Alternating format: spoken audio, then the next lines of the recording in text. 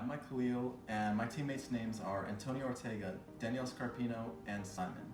And our topic is the legal use of LSD. Our research question is, what is the overall impact of LSD on those who use it? How does it affect their relationships, their school, their work, their family, their future goals and aspirations, and their spirituality? Our research method includes in-depth interviews, which means one-on-one interview rather than a group setting. And the locations are Lynn University and off-campus housing, or wherever they feel comfortable. The topics to be covered are going to be the first experience, which is who they were with and where they were, their age when they had their first trip, the number of trips that they've had overall, and the reason for tripping. So questions that we'll be asking our interviewee are things like, what inspired you to have your first trip? What were the events leading up to it? What made you want to do it out of curiosity or peer pressure? Other questions, how would you describe your first trip? So what was it like? How long did it last? We're probably looking for as much detail as possible and what the trip was like. When do you prefer to trip? So we're looking for maybe events or circumstances rather than the how many times or how often. What is the general method for obtaining LSD? Is it super sketchy? Is it relaxed? Is it your friends? Is it someone you never met before? What influence did the people you took LSD with have on your overall trip?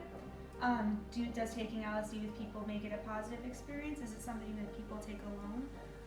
If someone were to ask you whether you should try it, what would be your response based on your experiences? Is LSD recommended by those who use it, or is it generally not?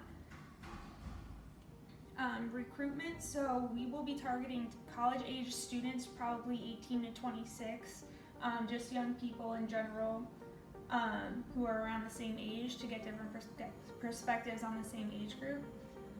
We will find them through friends, family, acquaintances, colleagues. We will approach and persuade them by offering them free pizza and free drinks during the interview process. I think that we would be looking for people who are more interested in sharing their experiences, and so we won't be looking for people who are looking for something to persuade them with. So who should be excluded from the interview? People who are dishonest or untrustworthy, people who are either in or aspiring to be in law enforcement, or people under 18. Risks and discomforts. There are a lot of risks that the participants are being exposed to psychologically. It could bring back some bad memories that might be overwhelming for the participants.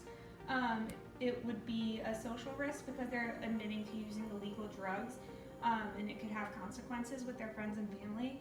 And legal risks, LSD is considered a Schedule I drug, and so the personal use can result in jail for up to 1 to 3 years and up to $25,000 in fines. The intent to sell is 3 to 15 years in jail with up to $300,000 in fines. So there are some serious legal risks involved in participating. We will mitigate these risks by making sure that the participants are well aware that their name and personal information will remain confidential. We won't share it with anybody, and it will be kept with our investigators. We'll be polite and friendly. We'll make sure they know that they can revoke their statements at any time if they ever feel uncomfortable or don't want to answer a question or answer a question and then regret it. They can just easily let us know, and we will toss out that information so that they don't have to feel uncomfortable in any way. The benefits from this research project are that we can possibly gain a different perspective on their experiences through the questioning procedure. The results can help give us a better understanding of how LSD works and the effects of LSD, so that we can determine whether or not future research would be beneficial to the population in our communities.